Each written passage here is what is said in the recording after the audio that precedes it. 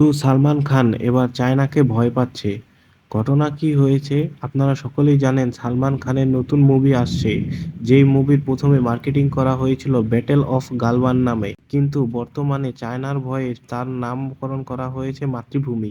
2020 সালে চায়না এবং ইন্ডিয়ার বর্ডারে একটি যুদ্ধ হয়। যেই যুদ্ধের মধ্যে কোনো আধুনিক সরঞ্জাম ব্যবহার করা হয় না, বরং ব্যবহার করা হয় লাঠি এবং কাঁটাযুক্ত তার। তবে এই যুদ্ধে আধুনিক কোনো সরঞ্জাম ব্যবহার করা না হলেও এই যুদ্ধে ইন্ডিয়া এবং চায়নার মিলিয়ে মোট 20 জন সৈনিক নিহত হয় এবং এই ঘটনার উপর বেস করেই সালমান খানের নতুন ছবি ব্যাটেল অফ গালওয়ান তৈরি করা হয়েছিল। তবে ইন্ডিয়া সবসময় যেটা করে তাদের ছবিতে অতিরিক্ত স্পাইসি এবং এন্টারটেইনের জন্য কিছু ফিকশনাল কাহিনী তৈরি করে ছবিকে এন্টারটেইন করা হয় এবং বিপক্ষ দেশকে ভিলেন দেখানো হয়। তবে এই চায়নার ক্ষেত্রে খেলা পুরোটাই উল্টে গেছে। ঘটনা হলো বর্তমানে চায়না এবং ইন্ডিয়ার মাঝে বেশ কিছু বাণিজ্যিক চুক্তি হয়।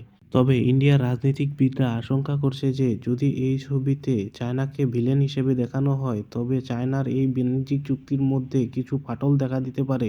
তবে এই মুভি শুধু নামেই চেঞ্জ করা হয়নি, এর কাহিনীতেও বিশাল বড় চেঞ্জ আনা হয়েছে। অরিজিনাল হিস্টোরি যেটা ছিল তাকে ড্রামাটিক্যালি ভাবে দেখানো হতো, কিন্তু বর্তমানে এই চুক্তির কারণে পুরো হিস্ট্রিটাকে আবার রিরাইট করা হয়েছে এবং রিয়েল ইনসিডেন্ট থেকে সরে এসে বর্তমানে কাহিনীকে অনেকটাই ফিকশনাল বানানো হয়েছে।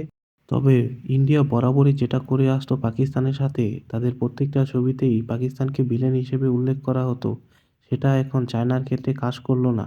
তো এটা নিয়ে আপনি কি ভাবছেন? আপনার মতামত কমেন্টে জানিয়ে যান।